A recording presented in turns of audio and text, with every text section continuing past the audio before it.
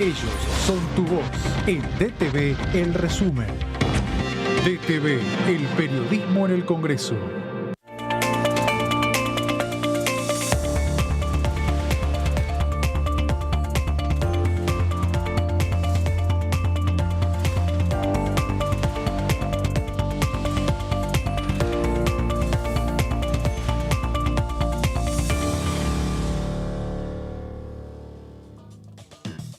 Nada del resumen de noticias parlamentarias. Como todas las tardes vamos a estar compartiendo un repaso de las noticias más importantes de la Cámara Baja, de la Cámara de Diputados de la Nación Argentina. Para arrancar voy a dar la bienvenida a mi compañero de todas las tardes, José Di Mauro. ¿Cómo estás, José? Hola, Lu, ¿cómo estás? ¿Cómo andás? Bien. Muy Acá bien. estamos en la expectativa de lo que será las perspectivas para la semana que viene, que bueno, ya soltando el tema del cierre de listas, parece que se va a reactivar bastante la actividad en la Cámara de Diputados. Ya con las elecciones, todos los cierres publicados, ¿no? Las listas publicadas, la campaña efectivamente arrancó, pero bueno, la Cámara de Diputados, por lo general, cuando son años políticos, de elecciones políticas, siempre merma un poco la actividad. Es algo que pasa siempre, todos los años, bajo todos los gobiernos. Y en el día de hoy sí hubo una jornada, hubo una actividad importante que no tiene que ver con la actividad parlamentaria de las comisiones, pero sí con una actividad muy buena y muy inclusiva de la Cámara de Diputados en conjunto con la Cámara de Senadores, que tiene que ver con una jornada que se denomina Cambio de Roles. Arrancó temprano por la mañana y está finalizando ahora cerca de las 18 horas. ¿En qué consiste esta jornada de cambio de roles? Bueno, son estudiantes universitarios de distintas universidades de la Argentina y también no solamente de universidades de Buenos Aires, también de universidades de Córdoba, de otras provincias, en la cual vienen a la Cámara de Diputados y simulan el trabajo de los diputados en las comisiones. En el día de hoy lo que trataron fue sobre el tema de la salud digital, es decir, se reunieron 4 comisiones, entre ellas, por ejemplo, la Comisión de Acción Social y Salud Pública, la Comisión de Asuntos Constitucionales, también la de Ciencia, Tecnología e Innovación Productiva. Ahí podemos ver en imágenes a estos estudiantes, que no solamente son estudiantes universitarios de distintas universidades del país, sino también universitarios de universidades de Chile, universidades de Perú. Una jornada muy enriquecedora, muy importante, muy buena para hacerle el seguimiento. ¿Por qué?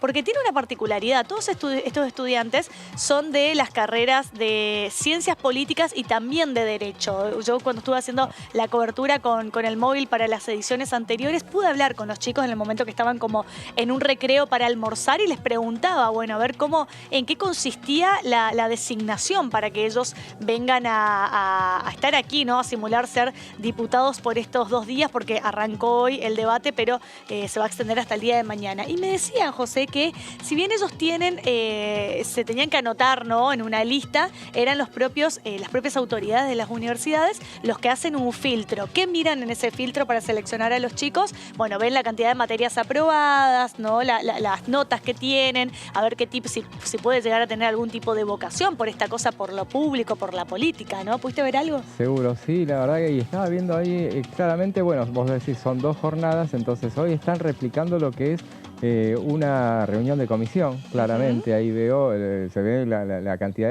que una comisión, por ejemplo, tiene alrededor de 30 legisladores, más o menos 30 integrantes, y la segunda jornada sería entonces mañana, que realizarían sin duda irían ya al recinto.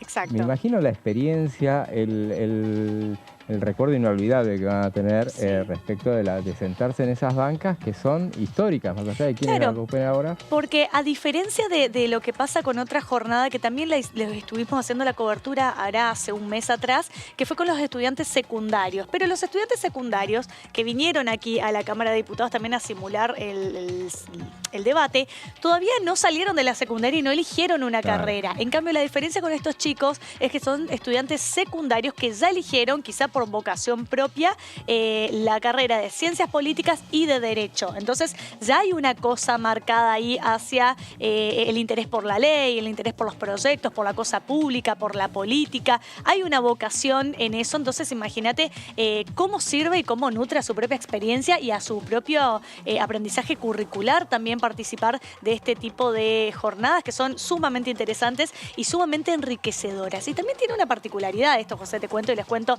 a a toda la audiencia que estos chicos lo que hacen, se les presenta un preproyecto. Sobre ese preproyecto, que es sobre el tema específico que trataron sobre salud digital. Sobre ese preproyecto lo que tienen que hacer los chicos, tienen que ir trabajando y modificándolo. Pueden sacar artículos, incorporar artículos, fundamentar el porqué de esos artículos. Y tiene una particularidad porque mañana cuando se trate en el recinto y cuando voten los proyectos que llegaron con dictamen, ¿sí? Porque hoy votan el dictamen de comisión, cuando lleguen al recinto, esos proyectos que ganan por la mayoría de los votos pueden quedar aquí en la Cámara Baja y también en la Cámara Alta y puede ser utilizado por cualquier legislador para incorporarlo como un proyecto de verdad por cualquier diputado o senador, y que eso efectivamente luego se trate en las respectivas comisiones y también dentro de lo que puede ser el recinto, y quien te dice queda publicado como una ley en el boletín oficial. Yo me acuerdo que estas experiencias, que esta debe ser, si no es la cuarta...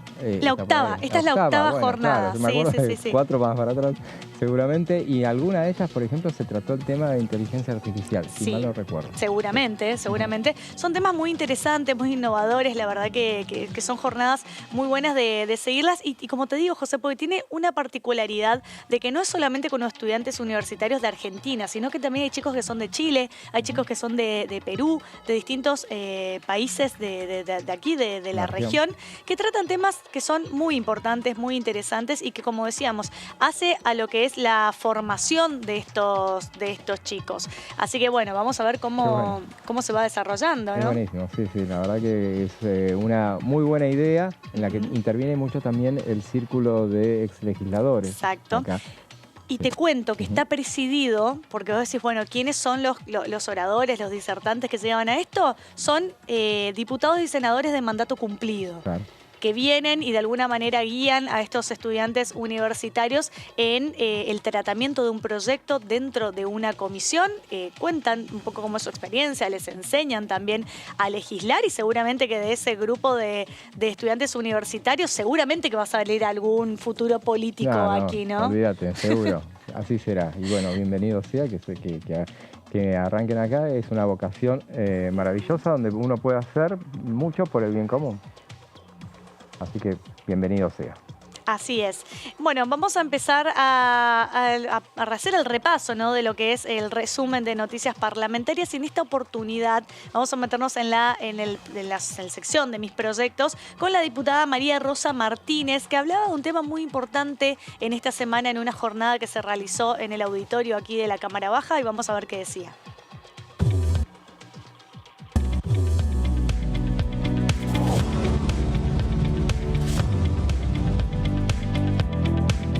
Soy María Rosa Martínez, diputada nacional por la provincia de Buenos Aires del Frente de Todos. Estamos presentando un proyecto de ley que tiene como objetivo que el Estado Nacional, a través de la empresa Enarsa, adquiera las acciones de la empresa Enel, que es la empresa que en Argentina conocemos como Edesur y que se ocupa de la distribución de la energía eléctrica en el sur de la ciudad de Buenos Aires y en 12 municipios del AMBA. Alrededor de 2,5 millones de personas son las destinatarias de esta distribución, que viene siendo muy complicada. La empresa Enel anunció en noviembre del año pasado en Italia la posibilidad de venta de las acciones. El gobierno argentino recibió esa información bastante después, pero desde ese momento, desde el sindicato de APSE, que es el de trabajadores jerárquicos de la energía, empezamos a pensar de manera conjunta en la necesidad de que el Estado Nacional vuelva a hacerse cargo a través de su empresa de la distribución de la energía eléctrica y de la garantía del servicio desde la perspectiva de derechos humanos, como venimos diciendo, desde aquel incremento de tarifas de alrededor del 3.000% durante el gobierno de Macri, que no sirvieron para que Edesur invirtiera en mejora del servicio para los y las argentinas. Esta posibilidad, este proyecto, también tiene un beneficio directo sobre el desarrollo industrial en nuestro país, ya que parte de la garantía de distribución de la energía eléctrica tiene que ver con el crecimiento económico, con el trabajo y con el desarrollo industrial en la República Argentina.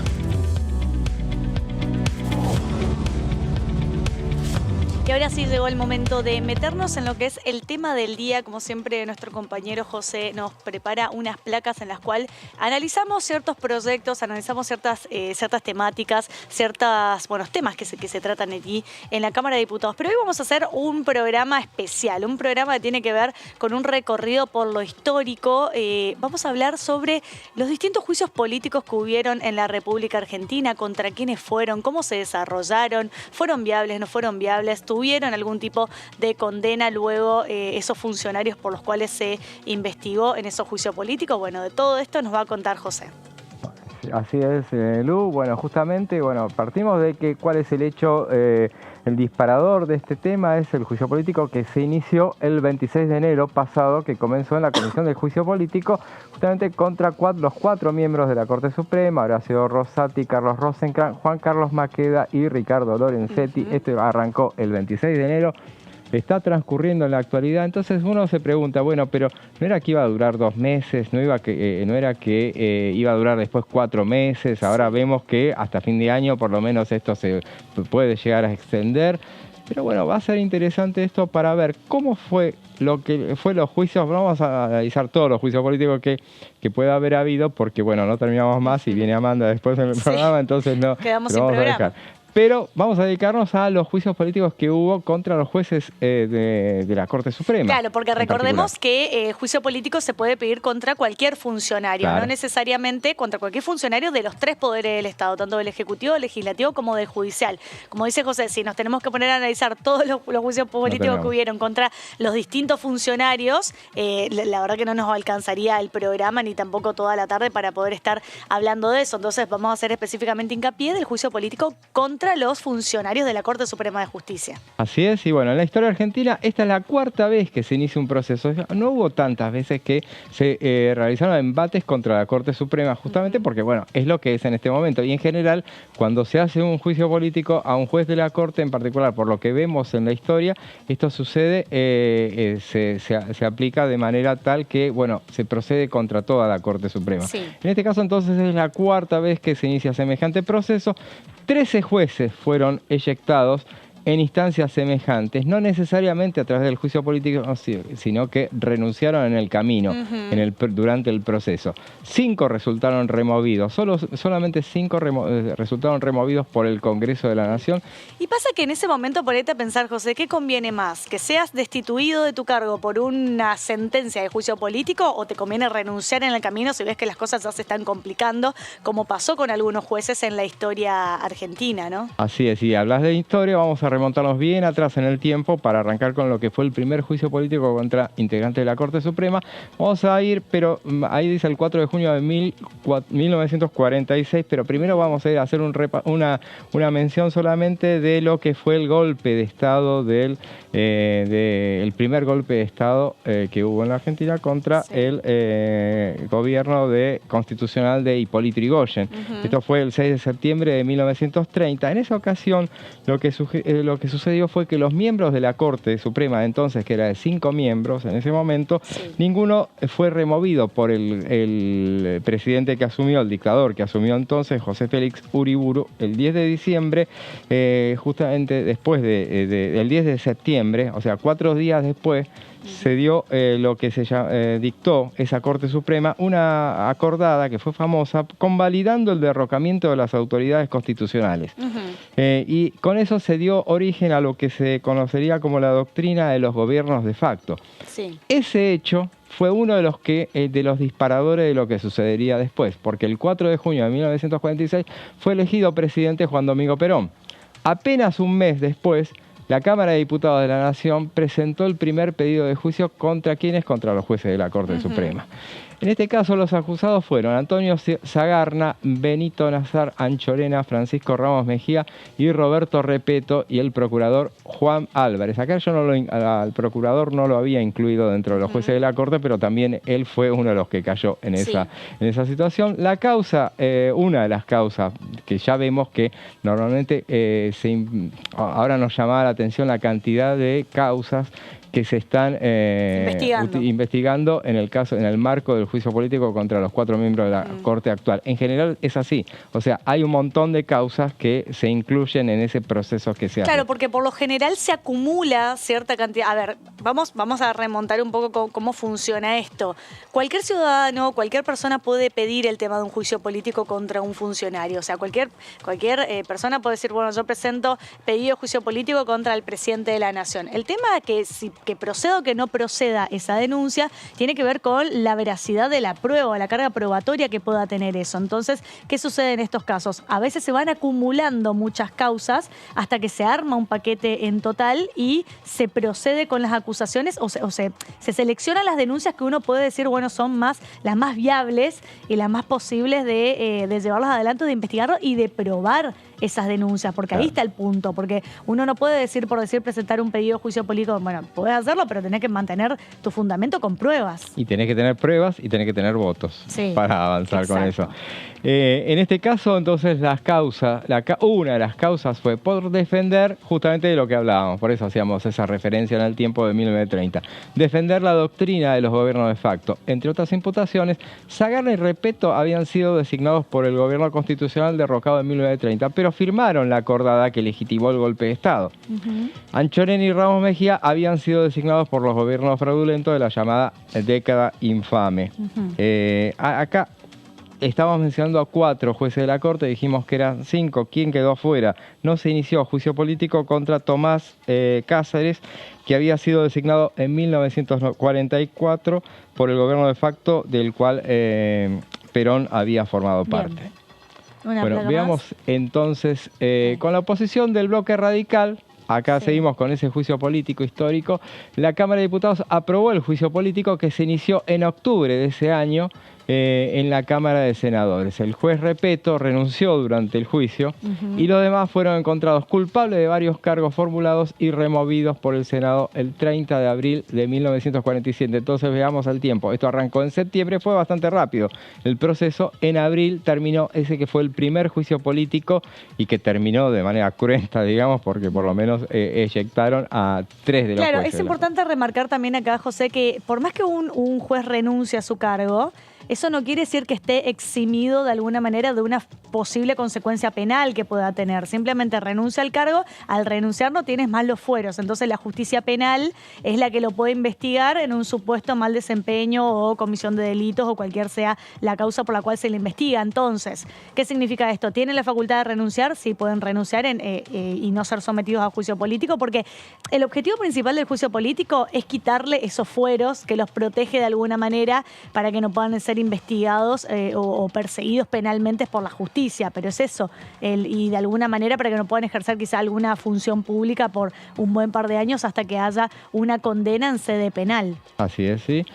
Y bueno, y ahora, durante todo ese periodo, entonces estábamos hablando de que ese juicio político tuvo lugar terminó en 1947, llegamos a 2002. Hasta entonces no hubo otro pedido de juicio político contra jueces de la Corte Suprema. Sí hubo en general los juicios políticos son contra los magistrados, es lo más común.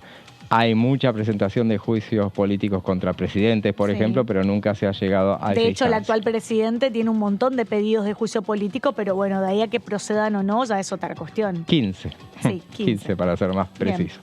Primero de febrero de 2002, y estos son los que más cercanos en el tiempo y muchas referencias ahora tenemos con el proceso que se está celebrando con la Corte Suprema actual.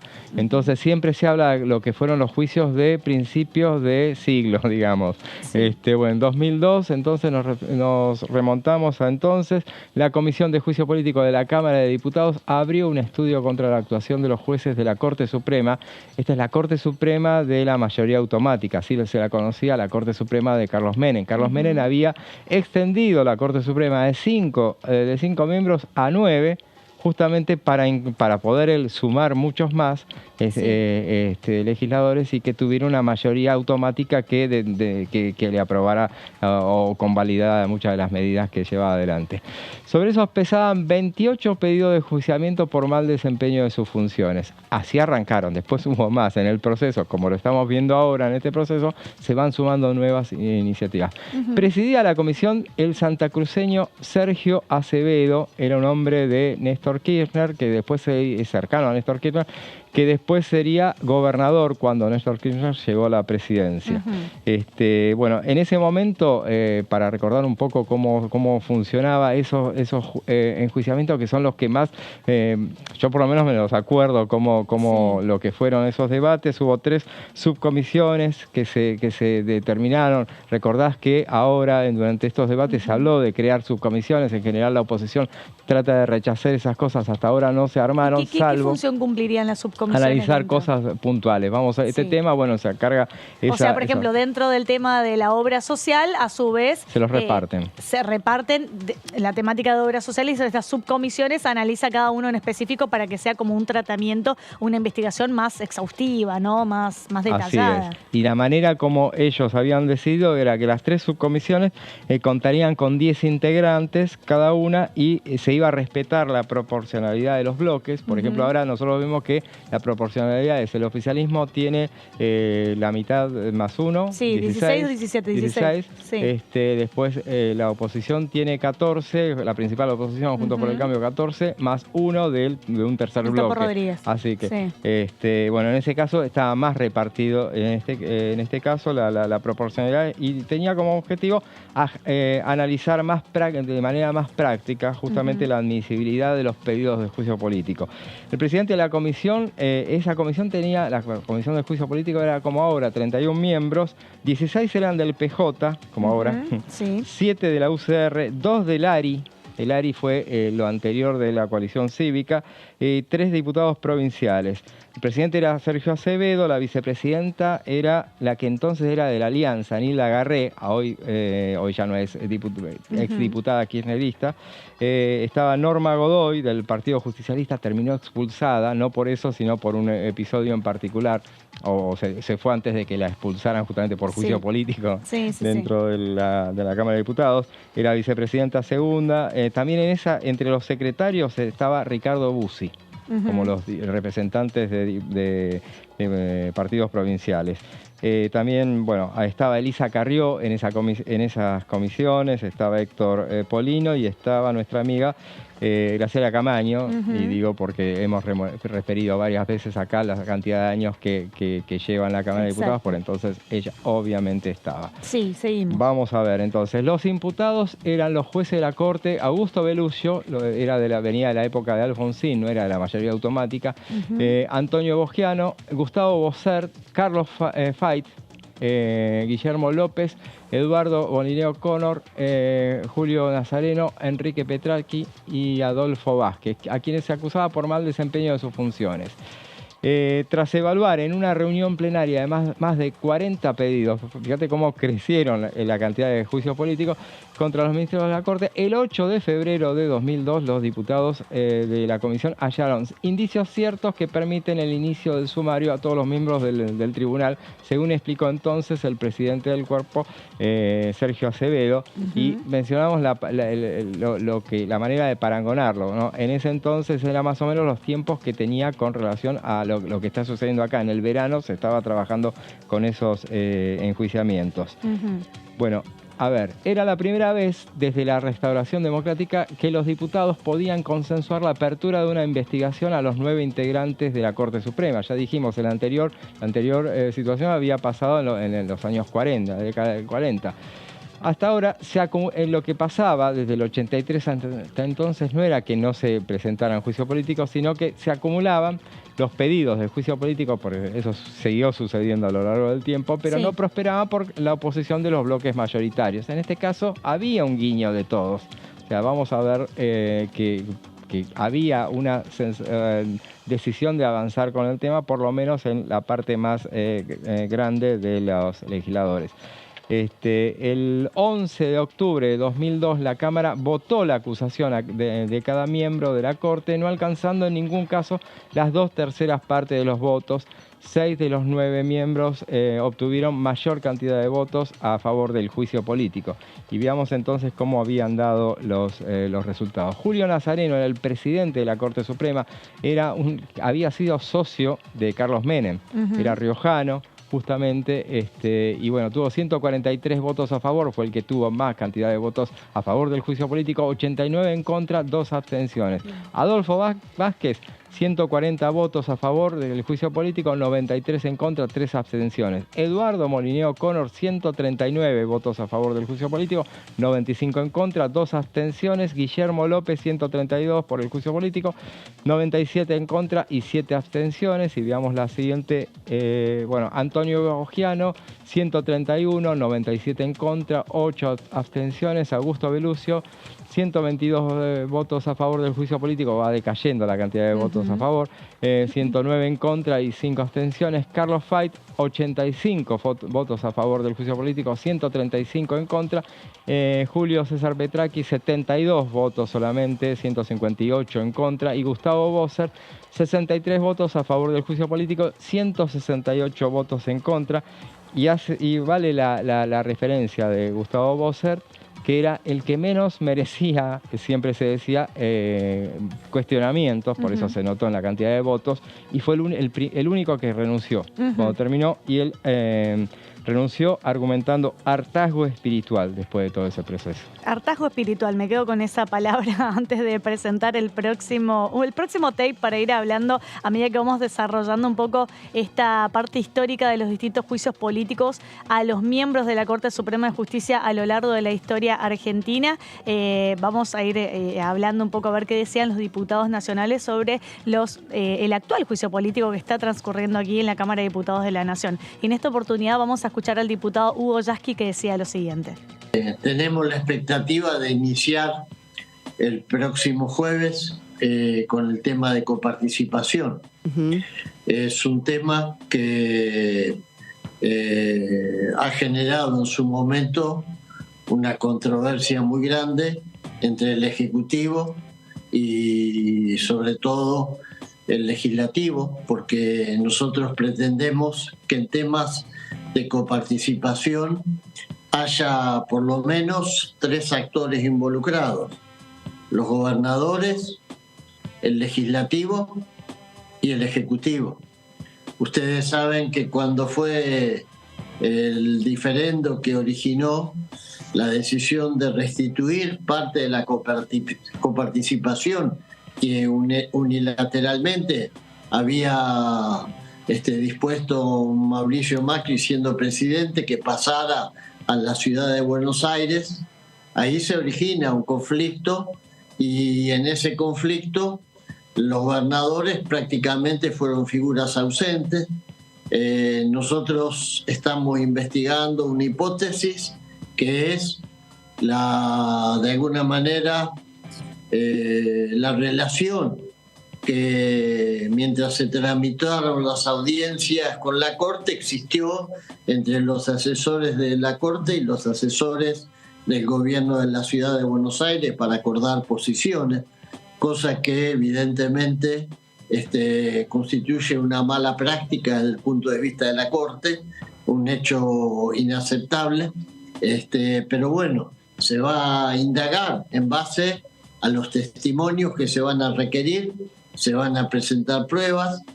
En función de eso están previstas distintas citaciones y por supuesto queda pendiente la respuesta que dé el integrante de la Corte, el juez Maqueda, a quien se lo citó para darle la oportunidad de que antes de que se sustancien las pruebas y nosotros definamos nuestro dictamen en la comisión, él pueda hacer uso de su posibilidad de expresarse.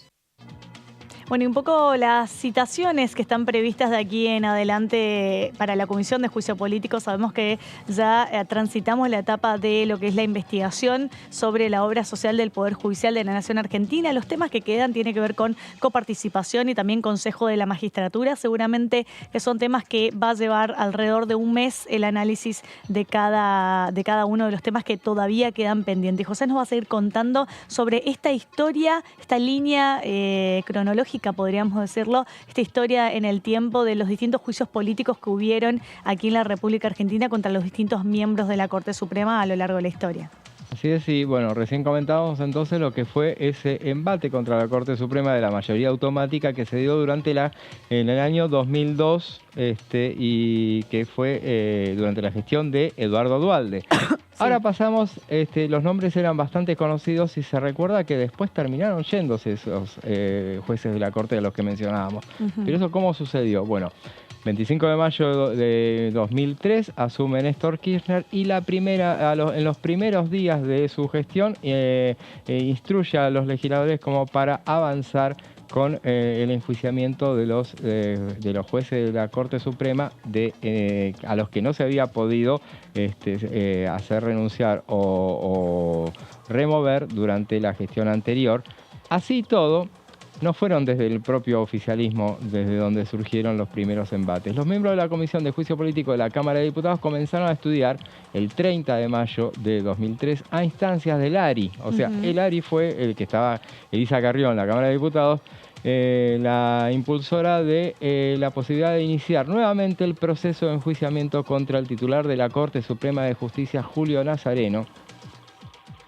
Acá había una decisión especial entonces del gobierno de entonces, porque bueno, justamente durante esa sucesión de presidentes se había llegado a especular con que en un esquema de acefalía pudiera llegar a asumir el presidente de la Corte Suprema de Justicia.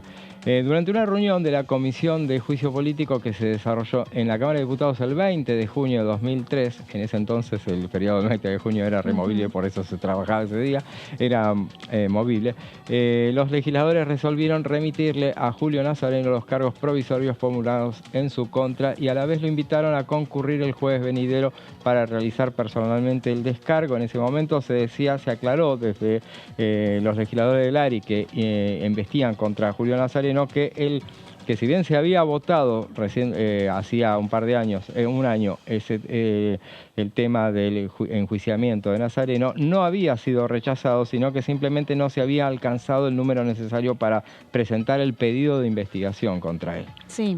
Esa era la decisión. ¿Quién lo defendía a Julio Nazareno? Gregorio Badeni, abogado constitucionalista, que criticaba la embestida del gobierno y decía que había un ataque del Poder Ejecutivo contra el Poder Judicial con el propósito de controlarlo y a la vez cierta resistencia del Poder Judicial que quiere ejercer su función, que es precisamente la de controlar el Poder Ejecutivo y al Legislativo, decía en ese momento. Él también defendía a Carlos Fait.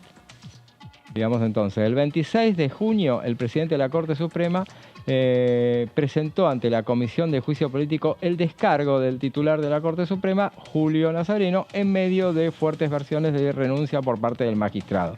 Y 2 días después, Julio Nazareno renunció a su cargo ante el avance del juicio político. Cuando vio que avanzaba el juicio político, y no solo se le había agregado cargos, sino también se había fijado fecha para el tratamiento en el recinto. Así es, bueno, como podemos ver entonces en esta línea del tiempo que nos está marcando y mostrando José, fueron distintos los juicios políticos que hubieron a lo largo de la historia contra los distintos miembros de la Corte Suprema de Justicia Argentina, ¿no? A lo largo de todos estos años hasta el día de hoy que se está investigando actualmente contra los actuales miembros de la Corte Suprema de Justicia. Y llegó el momento de ir a un pequeño corte, quédense con nosotros que en minutos nada más volvemos con más resumen de noticias parlamentarias. Ya venimos.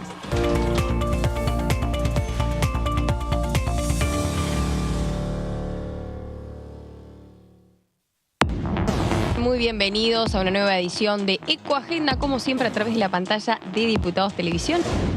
¿Cómo generamos estímulos para quien, como ese pequeño productor que te decía anteriormente, de 14 hectáreas, que tiene 10 hectáreas de bosque protegido, pueda mantenerlas en el tiempo? Bien. Porque si no es una falacia. Lo va tirando de a poco y cuando nos damos cuenta, esas 15 hectáreas de ese productor que tenía la mitad protegida, hoy ya es zona de producción, digamos, ¿no? Desde ya, basarnos en una transición energética puede traer más trabajo, puede traer más salud, puede traer limpieza en el aire, que se lleva a 9 millones de personas están expuestas a una muerte prematura por contaminación del aire, etcétera, etcétera, etcétera. Entonces la solución es mucho mejor desde el punto de vista ambiental, ecológico y social. Ecoagenda, jueves 23 horas.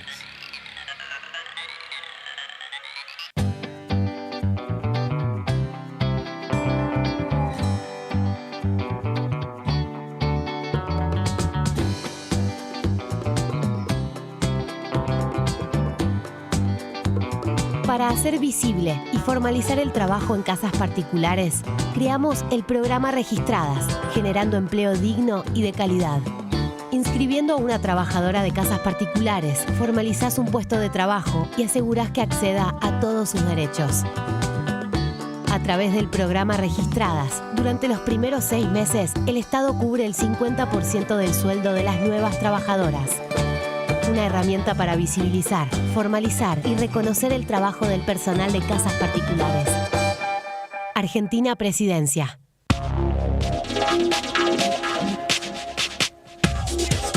DTV es información, diálogo, análisis. DTV es federalismo, pluralidad de voces, libertad de expresión. DTV es todo lo que un país en democracia tiene que ser. DTV es tu voz en el Congreso. Este 2023, seguí eligiéndonos. DTV, el periodismo en el Congreso.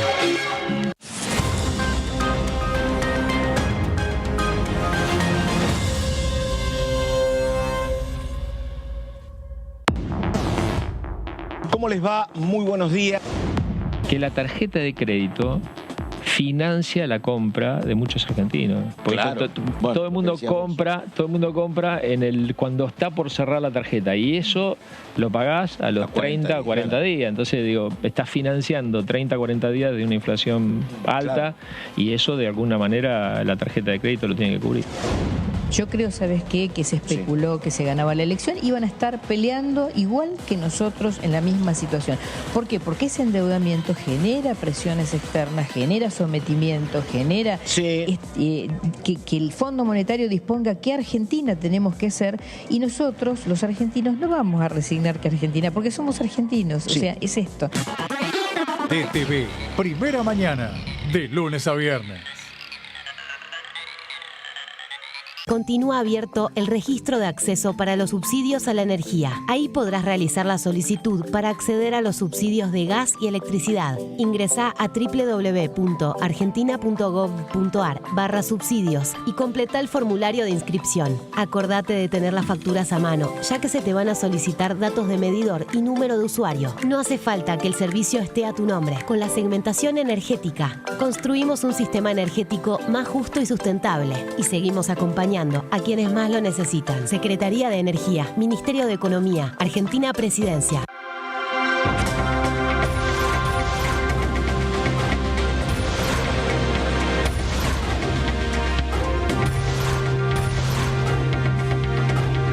Ellos son tu voz en la tercera edición. DTV, el periodismo en el Congreso. 9 en punto de la mañana. ¿Cómo les va, amigos? Bienvenidos a una nueva edición.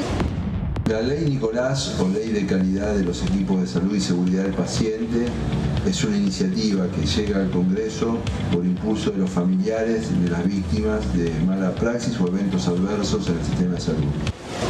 Lo importante acá es que se pudo avanzar con una ley que es clave para aquellos que nosotros habitualmente asistimos por cualquier emergencia, tenemos familiares que se atienden, y que existan estos protocolos para minimizar los percances y los accidentes, y también que haya un protocolo de acciones. DTV Noticias, de lunes a viernes.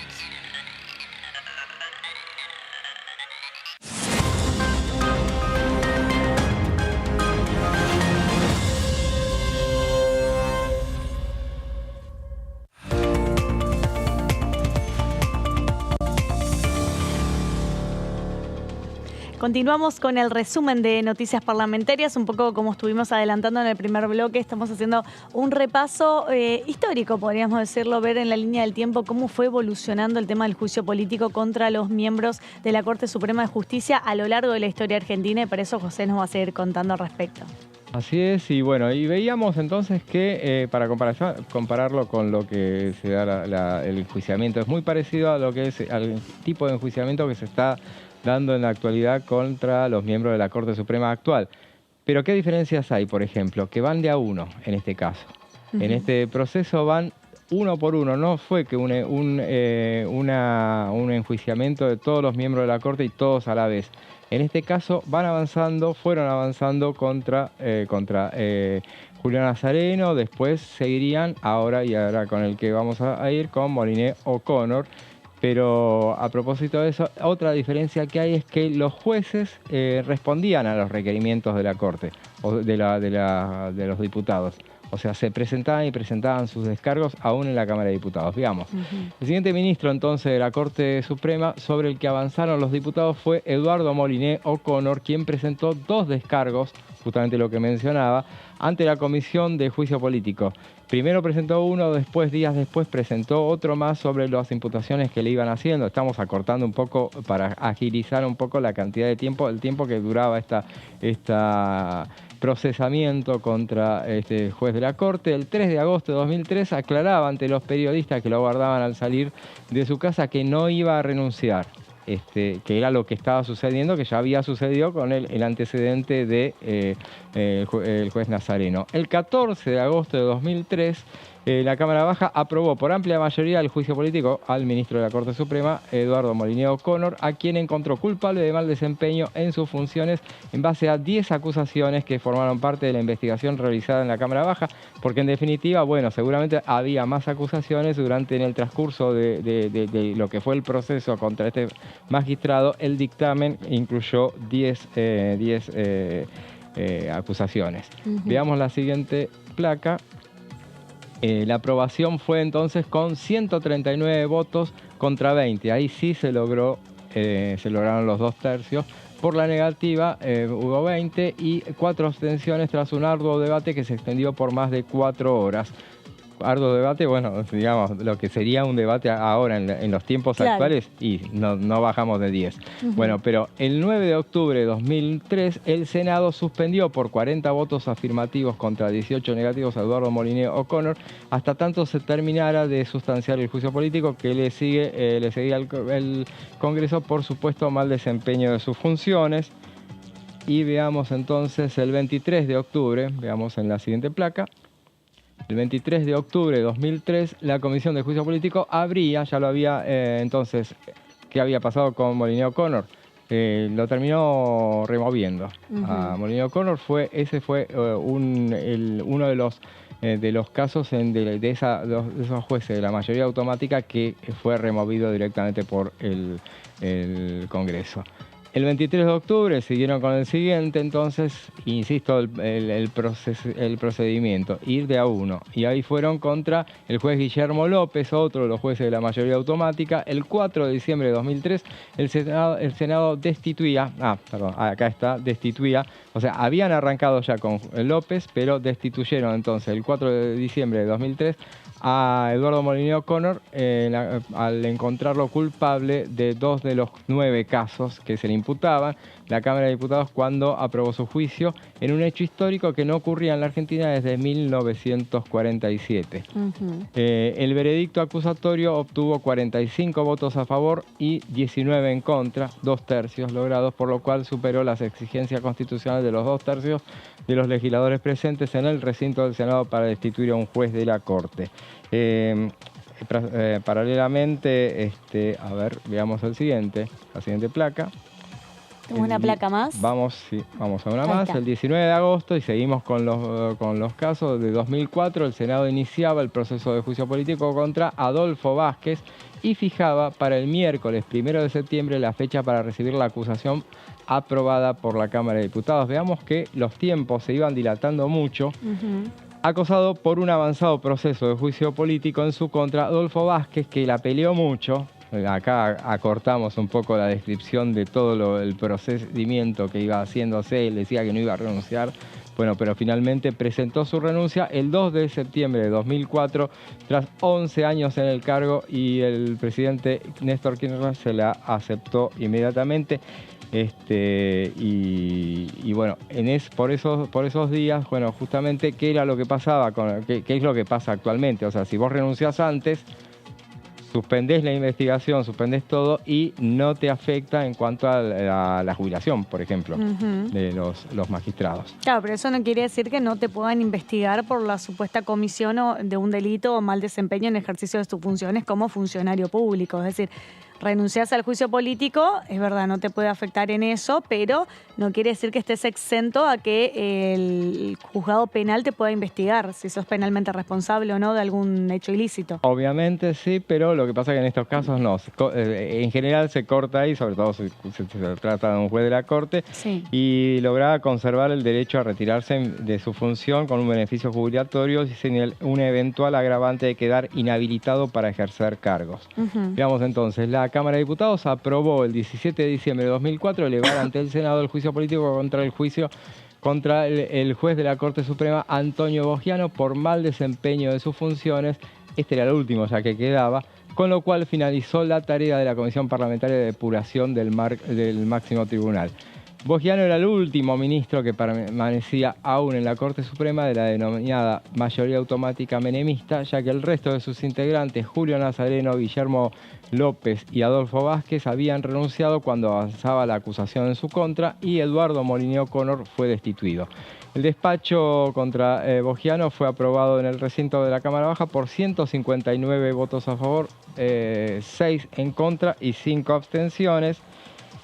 Y finalmente, veamos en la última placa, con más votos de los necesarios según la ley, el Senado destituía al juez de la Corte Suprema, Antonio Boggiano, al considerarlo culpable de mal desempeño de sus funciones en 6 de los cargos que se le habían imputado por su labor en las causas Meyer, Dragonetti de Román y Macri. Fue el 29 de septiembre de 2005. Veamos entonces todo el proceso. Este proceso se había iniciado el 30 de mayo de 2003 y fue a lo largo de 2 años que se terminó de remover prácticamente a toda la Corte.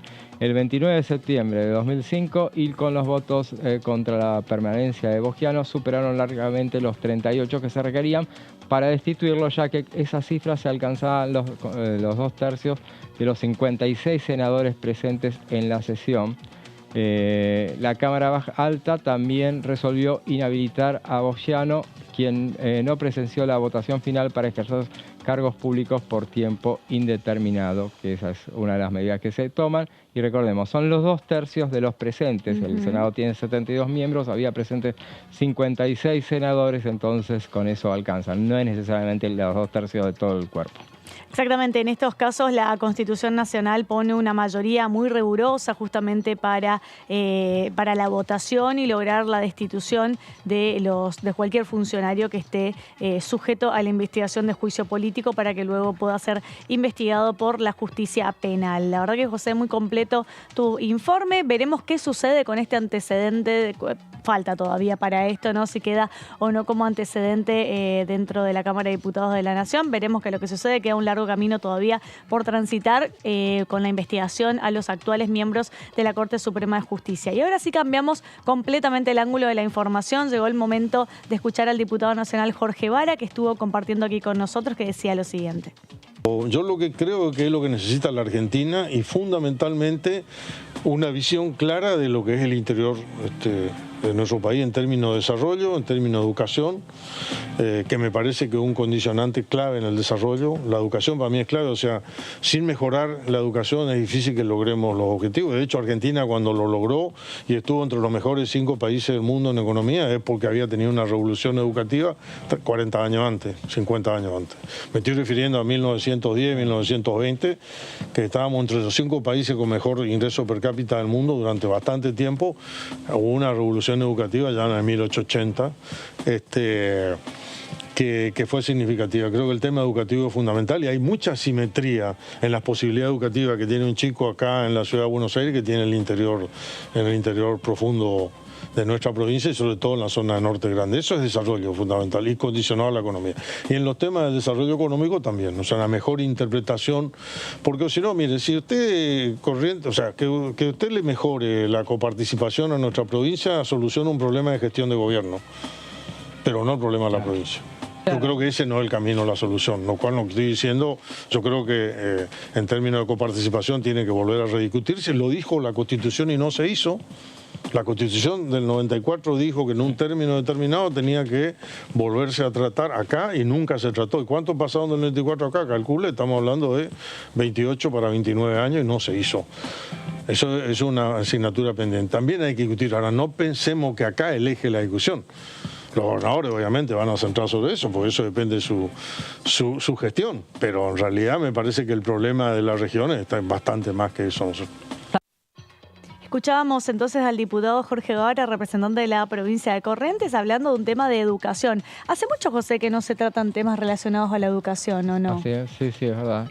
Los últimos habrán sido en contexto de pandemia, me parece, cuando recién empezaba la pandemia ya por el año 2020, porque la verdad que no recuerdo que se hayan tratado proyectos el último tiempo respecto a eso. Sí, hay uno pendiente, no recuerdo en este momento cuál es específicamente, que tiene dictamen y que puede llegar a ser tratado en una próxima sesión, pero bueno, justamente las cuestiones de educación justamente se abordaron en el contexto de pandemia, hubo muchos pedidos de informe, hubo muchos cuestionamientos. Donde incluso hubo que probar una nueva forma de educar que tenía que ver a través de la virtualidad, que no estábamos acostumbrados a ese mundo virtual. Hoy ya quizá las clases presenciales son como algo cotidiano y normal en el día a día, pero en ese momento había que enseñar no solamente a los alumnos a que aprendan a tener clases virtuales, sino también a los docentes que puedan enseñar a dar clases a través de la virtualidad. Entonces, como decía el diputado Vara, se siente mucho las diferencias que hay a veces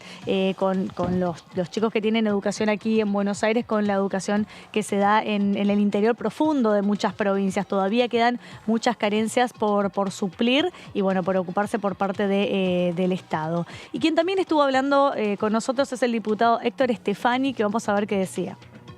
La pesca es un tema muy complicado para la Argentina. La Argentina, lo hemos hablado muchas veces, es un país rico en recurso vitícola. Es el 8º país en tamaño del mundo, tiene 5.000 kilómetros de litoral marítimo, tiene una plataforma continental de 200 millas, que es la zona económica exclusiva. Y el 90% de lo que nosotros pescamos en la Argentina se exporta. ¿90%? 90% de lo que pescamos en la Argentina se exporta. Y el otro tema que tenemos es que en las 200 millas, en el límite de las 200 millas, tenemos pesca ilegal. Sí. Y perdóname, ahí no sería. Alguna vez lo hablé con la otra diputada de Tierra del Fuego. Digo, le digo, ¿y por qué no se cuida? Y me dice, porque necesitarías poner una infraestructura de seguridad que no tenés. ¿Sería negocio? Digo, a ver, protejamos eso, invertamos para proteger y nos ahorramos lo que nos roban. ¿No es factible esa ecuación? Sí y no. No es tan fácil. Hoy detectar el posicionamiento de un barco es muy fácil porque hay una cosa que se llama transponder que emite, es como posicionarte a vos. Vos con el Google habilitado tu teléfono, entonces el barco, lo que pasa es que son países, fundamentalmente los países como China, como España, Holanda, como países que saquean lo que se denomina mar libre, que tampoco es mar libre, porque los recursos vitícolas que nosotros tenemos son migratorios, se establecen para cuidar el recurso lo que llaman zonas de veda, lugares donde cuando hay reproducción podés pescar. Nosotros tenemos mucha parte muy rica en recursos vitícolas, el Banco Woodward, por ejemplo, cerca de la provincia de Tierra del Fuego. Ahora, se hace un control por parte de la prefectura y por parte de la Armada. Algunos países que tienen un sistema de dron para controlar. Bueno, veíamos entonces al diputado Héctor Stefani hablando de la importancia de cuidar nuestros mares, de cuidar la vida marina que vive allí y también resaltar esto, que el 90% de lo que se pesca en Argentina se exporta. Hay muy poco consumo interno. Exactamente, eso me llamaba la atención, ¿no? Es impresionante la cantidad de... Porque claro, tenemos un mar tan rico, tan variado, con tantas especies, que eso también es muy tentador para los barcos que vienen con este tema de la pesca ilegal a violar de alguna manera las zonas que son exclusivas económicas de la Argentina, ¿no? Y hablaba un poco de la falta de cuidado que hay, de recursos que hay para cuidar el extenso litoral marítimo que tiene la Argentina. Y yo recuerdo que durante el debate del agujero azul, que es una iniciativa que promovía y promueve justamente Graciela Camaño, que ya tiene media sanción de la Cámara de Diputados, pero durante ese debate se alertaba sobre el tema de que entre las medidas que pide ese proyecto aprobado, esa norma, se establecía la necesidad de cuidar esa zona y decían, no tenemos recursos para cuidar el litoral marítimo entero y esto es muy profundo, muy lejos de la costa, sería establecer un cuidado significaría, es una cuestión inviable para Y aplicar. por la inmensidad también que genera eso, ¿no? Vos imagínate todo la infraestructura, el recurso y el recurso humano, sobre todo, que tenés que destinar para cuidar una zona, o proteger o custodiar sería la palabra, tantas millas de zonas marinas. Claro, y por ejemplo, una de las bajas que hemos tenido justamente es el Ara San Juan. El Ara San Juan se dedicaba a eso también, a cuidar el tema de la pesca ilegal. Justamente, y bueno, no fue reemplazado, no tenemos con qué un submarino necesitamos más. Bueno, y llegamos al final del resumen de Noticias Parlamentarias. José, gracias. Nos volvemos a ver mañana y también con ustedes nos volvemos a ver mañana como todas las tardes. Chau.